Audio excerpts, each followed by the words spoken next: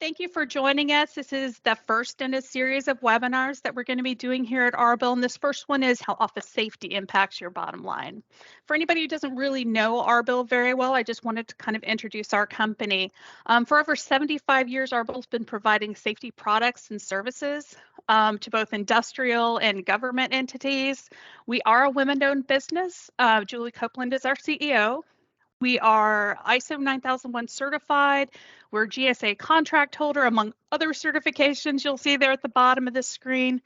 But overall, what Arbill does is safety. We deliver safety products. We deliver exceptional services and training programs and cutting edge safety technology to people to help them work safer every single day.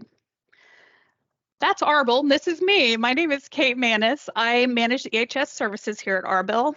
I've got over 24 years experience. I started off in biomedical research and higher learning and moved on to oil and gas for several years before coming to Arbill. I have a master's degree in environmental science with a concentration in industrial hygiene, and I'm a certified safety professional. Now, before we get into the topic, I just wanted to introduce this tool that we're starting to use here at Arbill. That's the safety maturity life cycle. What we found in speaking to various companies is that we recognize that folks have some difficulty in understanding really where they are relative to others, both in their industry and across the board when it comes to safety. So we're working on developing this safety maturity life cycle to kind of indicate where a company is and what they need to do to move forward and move toward world class. So you'll see here we start with preliminary. This would be a company that's really at the beginning of their safety journey. They're having incidents, but they don't really know why maybe, or they don't have a lot of policies and procedures in place. Moving forward to reactive, where now we're starting to understand that incidents occur, but maybe we do more of a blame game than we do to actually find the root causes and try to prevent incidents from occurring. The next section is compliant. We're checking all the boxes. We're doing everything that we're supposed to do. And we're focusing on really preventing incidents before they start. And that's great, right? It's great to be compliant, but what about being better, right? So the next one is proactive, where there's a culture of ownership, where employees feel like they're part of the solutions, that they're valued, and that they're respected when it comes to their safety. At this point, you have a lot of robust systems, you have a lot of policies and processes in place, and you're looking at those with a continual improvement eye. And then finally, where we all want to be eventually is world class, where environmental health and safety is really ingrained in everything we do, where employees feel empowered to stop work without fear of repercussions. So I'm going to just leave that there. We're going to come back to it later, but I want you to think about where you would put yourself and your company in this safety maturity life cycle. And you can think about that as we go through the process today of talking specifically about office safety. And we'll, as I said, we'll come back to this and touch on it again. So briefly today, we're going to talk about how office safety impacts your bottom line. We're going to talk first off about how to identify and mitigate 6 of the more common office safety hazards that we see. And then we'll finish up by talking about what do we do after we have identified what those hazards are, and we've identified perhaps what actions we want to take to mitigate those hazards. How do we determine, how do we prioritize what we do first? And we'll talk about using a risk matrix to do that. So let's start off with, if any of you are well versed in safety, if you work in occupational safety and health already, then you're no doubt familiar with the General Duty Clause. And this is really at the heart of the Occupational Safety and Health Act. And it states basically that employers have to provide a safe work environment, a safe place of employment that is free from recognized hazards to their employees. And oftentimes I think when we think in general, when we think about OSHA, when we think about occupational safety and health, we're thinking about things like industrial settings. We're thinking about manufacturing, construction, heavy equipment, maybe working at heights, working with hazardous materials. And those are all very true. And we do have a lot of regulations in OSHA around some of those things. But what about our office workers, right? Just because we're sitting in a cushy chair, we're in the air conditioning, doesn't mean that accidents and injuries don't occur to office workers. In fact, I have a question for you. And if you will all put your answer in the chat, what percentage of non-fatal work injuries do you believe happen in office settings? When I looked at the Bureau of Labor Statistics in 2001, there were 160 million workers in the US, and 68 million of those were employed in the office type professions, right? So there's quite a few of us who work in the office. And looking into their injury data in 2021, almost 11% of injuries and illnesses that were non-fatal occurred to people who were working in office settings. So it does happen quite a bit, right? The total cost for worker injuries in 2020, according to the National Safety Council, was $163.9 billion, right? At an average of $1,100 per worker injured. Now, injuries and illnesses are not only costly in terms of cash flow, right, but also in terms of loss of productivity. And that loss of productivity can continue for years into the future, depending on the nature and the severity of an injury. I think we all know somebody who has an old football injury or maybe an old injury from work that crops up and causes problems from time to time. So when they looked at those 99 million days of lost work in 2019 and projected, or 2021, I'm sorry, and projected forward, they said that those injuries will persist and cause 50 million days off in the future. So it really behooves us, as a culture, to try to prevent injuries before they happen. And because we have such a large number of our working population working in offices, that's what we're going to focus on today. And some of these common office hazards. And we picked 6. There are more, but these are the 6 most common office hazards that can result in an injury or sometimes even a fatality in the office workplace. Got another question for you. This one's a true or false. Are office workers more likely to experience slips, trips, and fall injuries in comparison to non-office workers? True or false? Well, it really is true. According to the National Institute for Occupational Safety and Health, or also known as NIOSH, office workers are between 2 and 2.5 times more likely than their non-office counterparts to suffer a fall that results in a recordable injury. And you think, what about construction workers? What about roofers? What about all of these other individuals who are working in a setting that we might consider to be a lot more hazardous in the office? Well, that's true, but things still happen in the office. One of the biggest issues we have in the office is with tripping. It can be open drawers, it can be loose electrical cords that are maybe strung across pathways. A lot of times we have slips, trips, and falls due to loose carpeting or problems with flooring. We also have one of the more common is falling when you're seated. But if your chair is broken or a wheel is fallen off of your office chair, something of that nature, and it's unstable, we can see some injuries from that every year as well. Really common, and I know that we have all seen this before, is using a chair as a stepladder, right? Even worse, using your rolling office chair as a stepladder. Of course, we also know, slipping on wet floors, it happens, in grocery stores as a consumer, but it can happen in the office as well, especially in kitchens, around bathrooms, or after housekeeping has been through and maybe the floor is wet. And then also can be due to inadequate lighting. I would push one other thing on here, and it would be distracted walking, right? And I won't only blame my children for this, but having a phone in your hand, answering an email, answering a text while you're walking through the office just really puts you at risk for not noticing some of these hazards that are in front of you that can result in a fall that could injure you or create some problems for you in the future. So how do we prevent that, right? One, put the phone down. Put the phone down while you're walking and pay attention to what you're doing.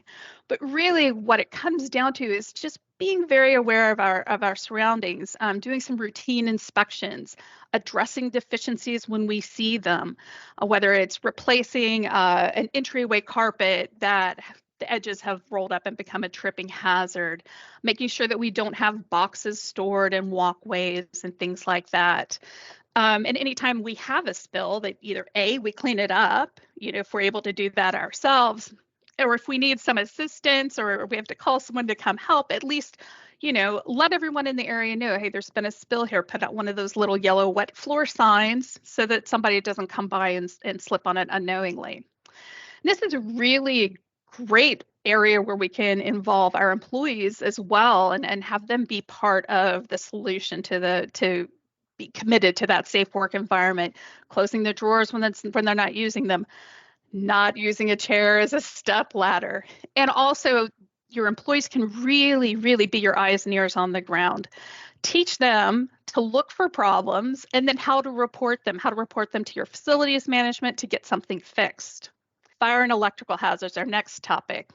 Now, according to the National Fire Protection Association, and this will be probably no surprise to anybody who's worked in a larger office setting before, the most common causes of fire in offices are due to cooking and kitchen equipment.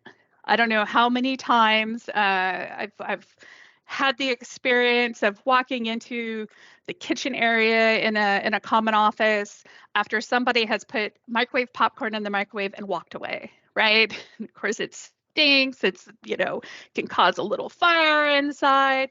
But also fires can be due to faulty electrical or lighting equipment, and sometimes even intentionally set in the office space.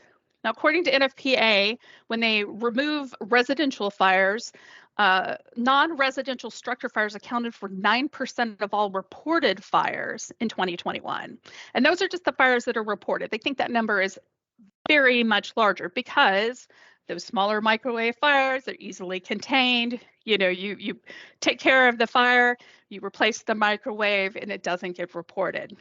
Other factors that really come into play is the electrical side of it. Our offices have a lot of things that plug in.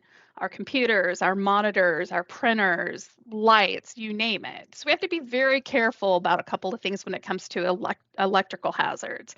One, making sure we don't overload circuits like in the picture here. Making sure that we don't use damaged power cords. If you have a power cord to anything, and you can see through the insulation, you can see the wiring inside, we need to remove that cord or that equipment from use and have it repaired or replaced so that it doesn't cause a fire. Another big one is space heaters. Now, I know that space heaters can be kind of controversial. I would guess that most municipalities say no space heaters in offices, right? And if the municipalities aren't saying it, then businesses are saying it. No space heaters in offices, right? Because it's a really easy one. We're just not going to allow it. The fact is, you're going to have somebody brings in a space heater from home, sticks it under their desk, and hopes they can make it through the winter without anybody seeing it, right? So how do we prevent these fire and electrical type incidents? One I already mentioned, removing equipment that's faulty. If you notice that a wire is frayed, take it out of service. You can go so far as to cut the wire to make sure that nobody can plug that in and cause a fire. Avoiding the use of extension cords. This is kind of just a reminder. Extension cords are meant to be temporary, right? They're not meant to be a permanent solution. I think one of the biggest things we can do to assist with not only preventing fire and electrical incidents, but improving how our emergency awareness is within the office is scheduling regular fire drills. If you already have regular fire drills, take it to the next step and invite the fire marshal or your local fire department in. Have them come in and observe and give you some feedback. See if there's something else that they would suggest. And make sure all of your employees participate. That way, if there is an actual problem at some point, they'll be more likely to know right away what it is they're expected to do to respond. Again, space heaters, touchy topic, but if they are allowed to be used and if you permit them to be used in your space, make sure that they're commercial grade, right? They're permitted for commercial use and that they have automatic shut off switches so that if they get tipped over or left on, they will automatically shut off and reduce that risk of fire. Moving on to biological hazards, and I have another question for you. And I think this one is kind of a little fun. I want to see where you go with this. What kind of biological hazards do you think can be found in an office environment? Perhaps that question was a little too broad, and that's okay, because I will let you know what kind of biological hazards you can face in the office. I thought for sure that everybody was going to pop up and answer COVID, right? Flu, cold, because those are definitely airborne pathogens that are infectious that we run into that are biological in nature. Absolutely. But there are other things that we can run into in the office as well, including mold and fungus, right? Especially if we have a wet area or a water leak or something of that nature. Blood and bodily fluids, stinging and biting insects. I live in the Texas Gulf Coast. We have mosquitoes large enough to fly away with a chihuahua. So those are a very big concern for me. Animal droppings, and as I mentioned, infectious airborne pathogens. Handling and mitigating biological hazards in the office workspace is really pretty simple. Really looking at housekeeping and pest control and maintenance, right? If we're ensuring that on the housekeeping side, our lunch areas, our break rooms are kept clean, that trash is removed regularly, that restrooms are cleaned, that's going to really do a big job of kind of tamping down the issues with biological hazards. I have to mention pest control. You know, depending on where you are, I said I was in Texas, but depending on where you are, maybe mosquitoes aren't your big concern. Maybe it's rodents. Maybe you don't have issues in the summer, you have issues in the winter. Regardless of whatever the case may be, that you have like an active pest control plan so that you're kind of identifying what the issues could be with pests and keeping them out of the building. And then finally, facility maintenance. You know, if we have, for the instance of a water leak, you know, it's great to clean up the water and to clean up the effects of the water leak, but we have to address the leak itself, right? So getting our facility maintenance involved to address these biological hazards is definitely a key. The final biological hazard, of course, is our infectious airborne pathogens. And if there was a good thing to come out of COVID and the whole pandemic that really turned our lives upside down, I think is that one of the good things is that we've really gotten a lot better at this. I remember I worked for a Fortune 500 company. I would come into the corporate offices on like October 1, first day of flu season, there would be a sign up in the lobby that would say, go home if you're sick, right? And that was great. That was a great message. Did anyone do that? No, right? I know that I will say I was probably guilty of it myself, of coming in when I didn't feel that great and say, well, you know, maybe it's allergies. I'm just kind of under the weather. I'll work with my door closed. I won't go to meetings. Now I think we're a lot better about recognizing I'm sick. I could impact one of my coworkers, so I'm just going to stay home because I feel like I'm sick. Also, the promoting frequent hand washing is another thing that really picked up and it has continued, and I think that that is great. And covering coughs, sneezes, following all the normal health guidelines at any given time is really going to help us reduce the spread of all kinds of indoor air pathogens or infectious airborne pathogens across the board. Kind of related to that is on the environmental side is indoor air quality, right? The primary concern with when we talk about environmental hazards in the office is indoor air quality. Poor indoor air quality can affect your breathing, can bring on asthma or definitely make that condition worse, can also result in chemical sensitivities, different allergies, and things of that nature. Causes of poor indoor air quality can be kind of varied, right? First and foremost is inadequate ventilation. So ventilation is designed, like in a regular office building, to exchange the air in the room at a constant rate where we're bringing in some fresh air, mixing that air and taking out the bad air, right? So if we're using a space for an office that maybe wasn't designed to be used as an office, that ventilation can be impacted. Also, overcrowding an office can have a significant impact on the air quality. Although we're talking about offices, there are going to be chemicals and sometimes pesticides in place. We've talked about housekeeping, we've talked about pest control. So some people might be more sensitive to some of those things. And then also water damage. We talked about mold growth. That's another environmental hazard that we can look out for. And kind of the same with biological hazards. Mitigating and preventing these really comes down to largely housekeeping and maintenance. If we have housekeeping, prevent any accumulation of dust, of pollen and dirt, because it is springtime now. Pollen is off the charts, and I know it's different everywhere across the country. I think this is the first week that I can look out the window and see that my car is not yellow and it's supposed to be blue because the oak pollen has been so bad. So as much as we can do for housekeeping to prevent that pollen, that dust and dirt from outside, from entering in and spreading throughout the workspace, the better off we'll be. And then on the maintenance side, making sure that our HVAC systems are properly maintained, that filters are replaced or cleaned on a regular basis will do a lot to really reducing those environmental hazards. We're going to talk about ergonomics now. True or false? Ergonomic injuries are only caused by repetition. It's false, of course. We used to think about ergonomics in terms of, a guy swinging a hammer all day, or people on an assembly line doing repetitive tasks all day. And those are certainly factors.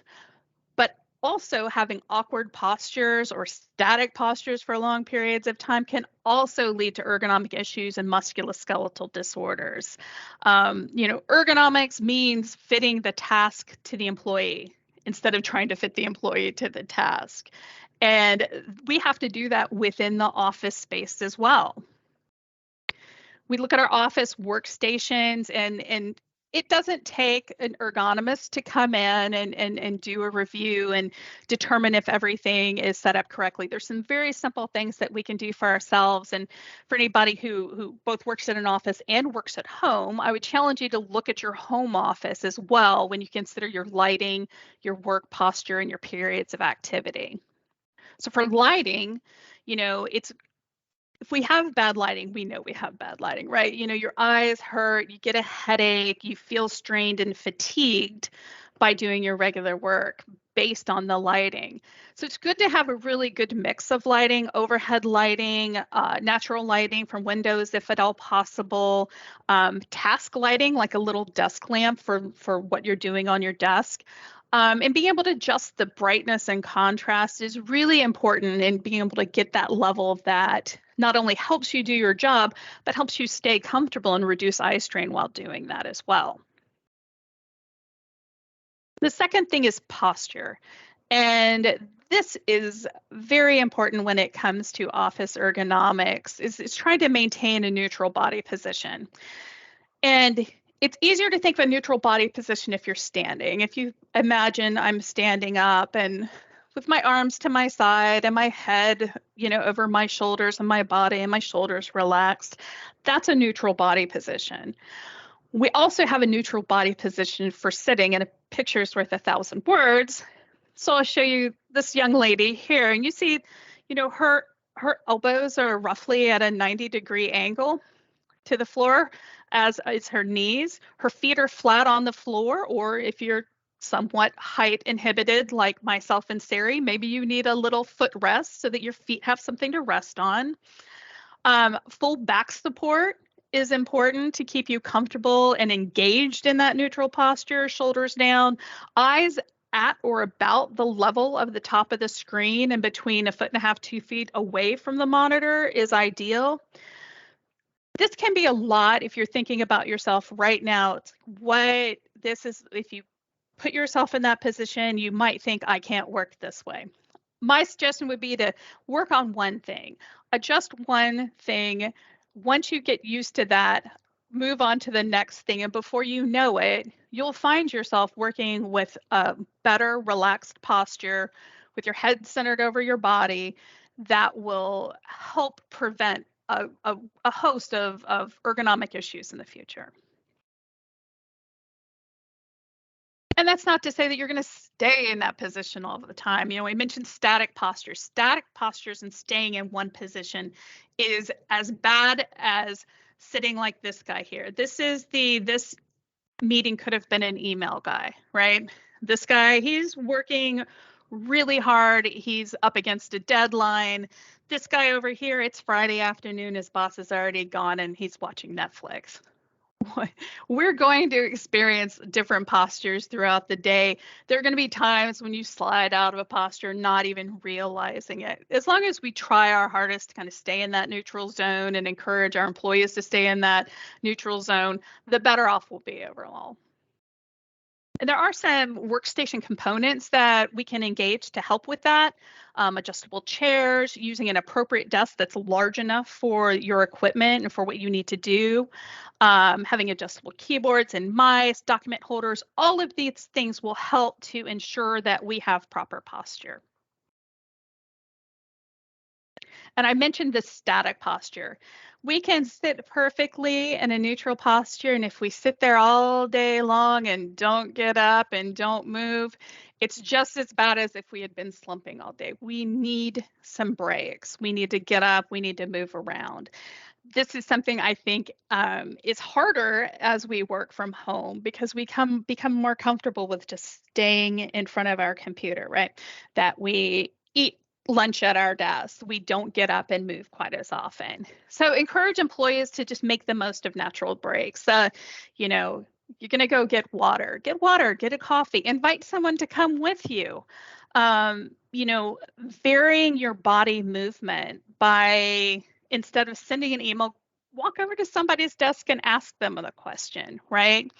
I had a boss previously, and I love this. If we had to do a meeting where we weren't required to be in front of the computer, we didn't need to be at the whiteboard writing things down, we just needed to have a discussion, we would have a walking meeting. And if the weather was nice, we'd go outside, we'd walk around, we'd come in, we'd feel very nice. We'd been outside, we got some vitamin D, got some sunshine, and we still got our work done, but we varied it so that we weren't stuck sitting at the desk. Okay. Moving on to the last one, and unfortunately, I think we all know that workplace violence is just it's just a fact. It's something that these threats, continue to stay with us. You'll hear about things on the news quite often, right? In 2019, according to the Bureau of Labor Statistics, there were 5,333 fatal workplace injuries overall in the United States. Of those, 761 were cases of intentional injury by another person.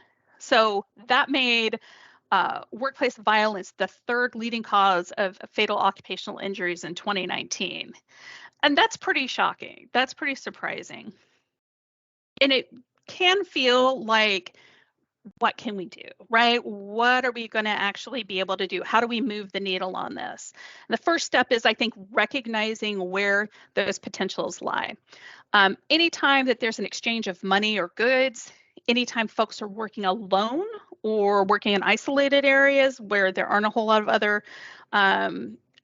population around, anytime we're talking that alcohol is being consumed or perhaps other things are consumed, and then time of day and location also plays a big role. I'm sure most of us can probably think of someplace in our own hometowns where we wouldn't think twice about walking down a street right now in the daylight, but we might not want to go down that same street, at 2 a.m. on a Saturday morning.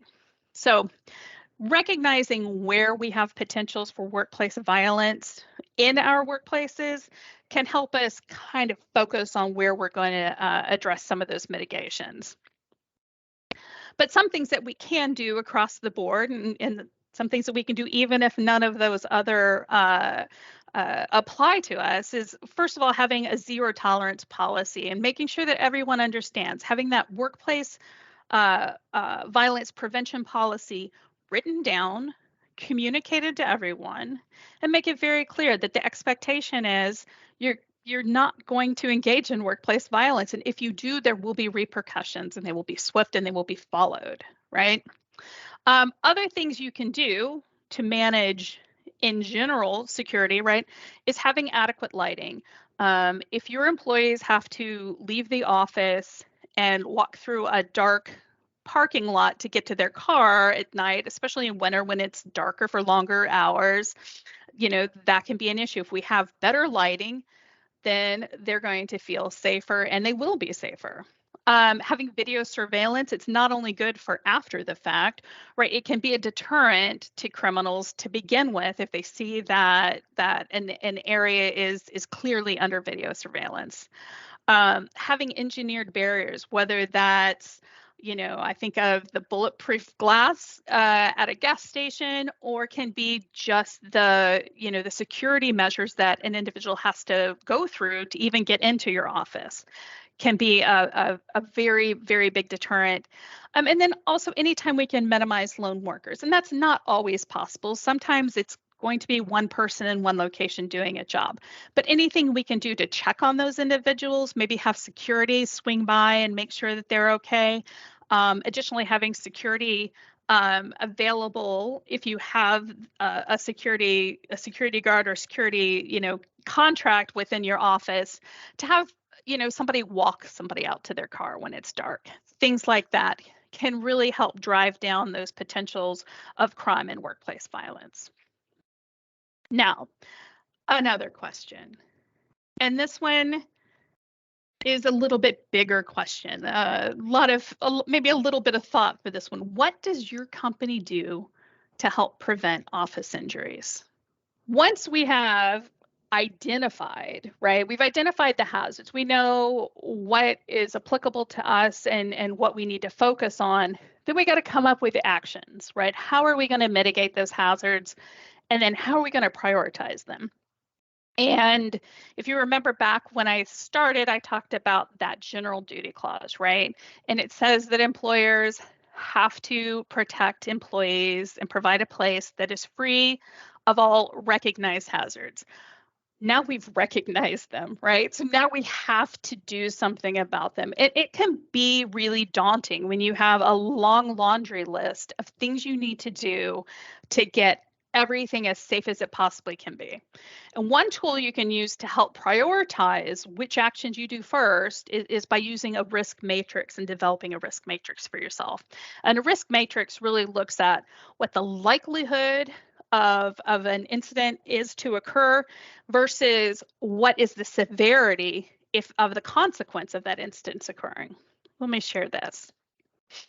So here you'll see this is a simple risk matrix where we have an increasing probability of occurrence. Maybe something has never happened or something happens every day, right?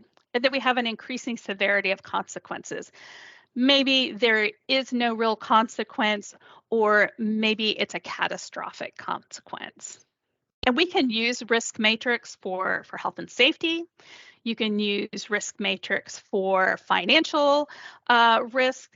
Any kind of risk that we're talking about that we have to face and determine what we're going to do or how we're going to approach actions on, we can use a risk matrix. So here's an example of really looking at health and safety risks, where we've said, here's something down on this level, it rarely happens, right? It's extremely low occurrence versus something up here, it's very probable it happens once a year. And then on the consequence side, at the low end, we have it's a first aid, and then at the very consequential end, we have fatalities. So if we were to take, let's say we had noticed that we were having a lot of slips, trips, and falls. And so if we were having a lot of them as we look back and say, wow, we've had like 3 this year and we had 2 last year, maybe we should do something about this because it has a high probability. And we're going to consider what were the consequences. Now, if there really weren't any terrible consequences, people got first aid, maybe they needed a Band-Aid, maybe they iced their ankle or something that was considered a more minor injury, maybe you would end up in this block here.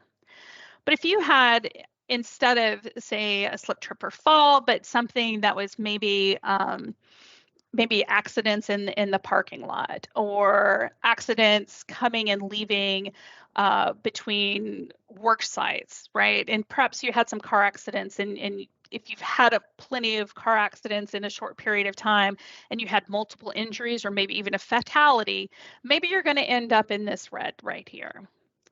And what we're going to do is use those colors to help us indicate which priority we're going to take first. So anything that is in the high consequence, high probability are going to be our highest priority actions we're going to take, right? These tend to be the more expensive actions to take. They tend to require a little capital expense, but these are the things we want to address more quickly, right, to make sure that we keep those terrible consequences from happening. Versus down here in the green, these are lower priority, right? They're likely to be a lot less complex. They could be easy fixes. I think of these as the low-hanging fruit, right? That can be easy to take care of. But these are things that can be implemented over time because we're not seeing such a huge impact from them. By doing this risk matrix, we can help identify which actions to prioritize, what expenses, right, to prioritize. And it's really important when we do this is to recognize that it's a living document. We might take an action, right? If we are in that red section, we might take an action that completely reduces the probability or completely minimizes the consequences of that risk or that incident. And by doing that, by revisiting it and kind of re-ranking things, we can find that time and experience will alter that assessment. What used to be in the red might now be in the yellow or green, which frees us up to move on to the next thing, right? The other thing I would say is anytime you're doing a risk matrix, make sure you involve the right people. You have to have management at the table, right? They have the checkbooks, the purse strings. They're going to be the ones who are going to help come up with the financing to deal with some of these things, especially these fixes that get into the capital expenses.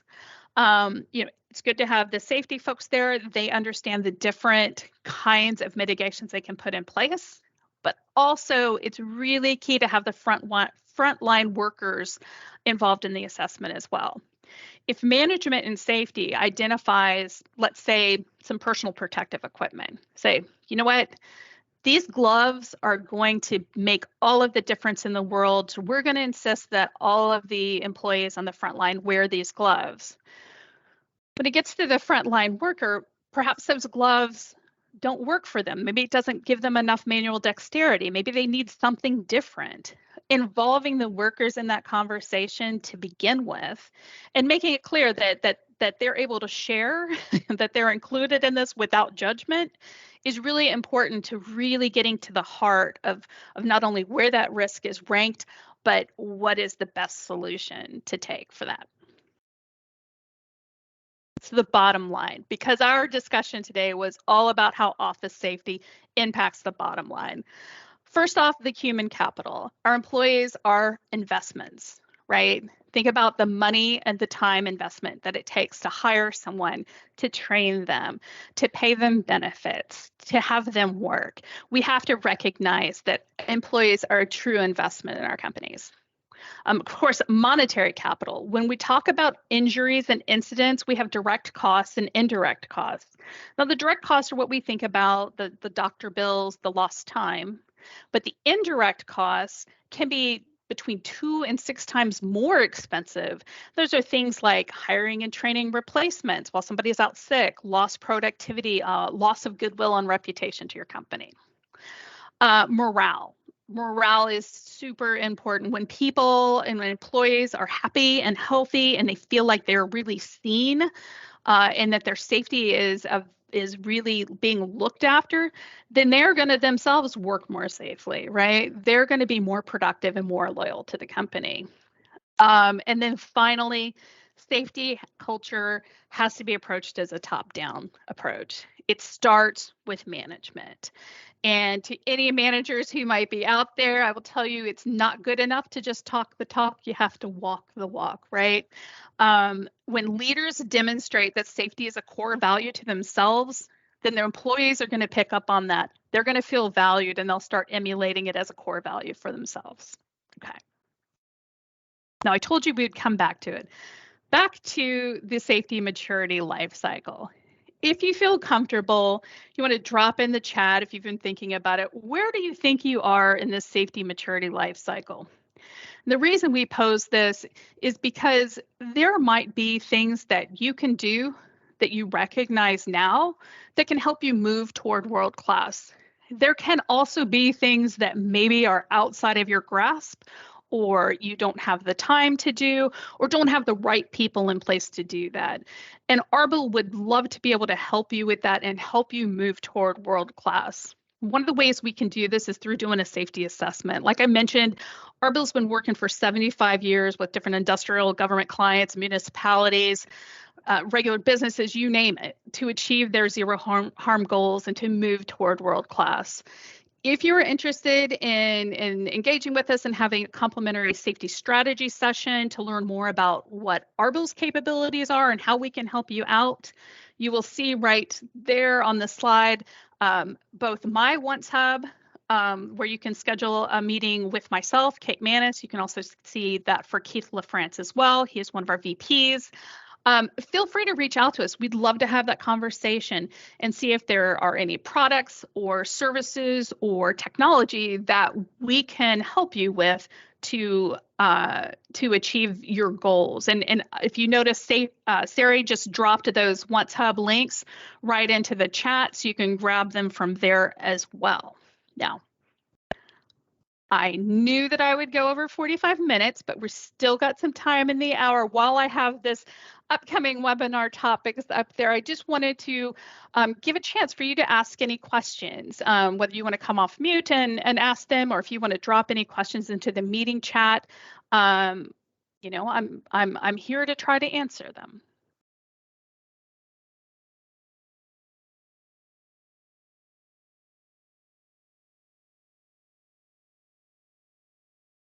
Nothing. That's fine. You have my contact information now. You have my Once Hub. I believe that I know at least one person had reached out to me by email, so you have access to my email as well. We will be following up after this webinar to get a sense of what kind of value you thought it was. Please, please, we really thrive on feedback.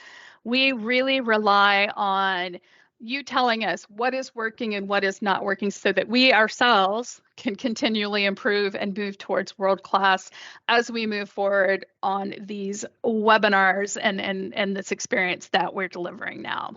And then I guess my last slide, just some of the resources that I visited today to pull up some of the statistics and things. I like to share this because I feel like it can be really useful to yourselves as you go back and try to institute things in your own offices.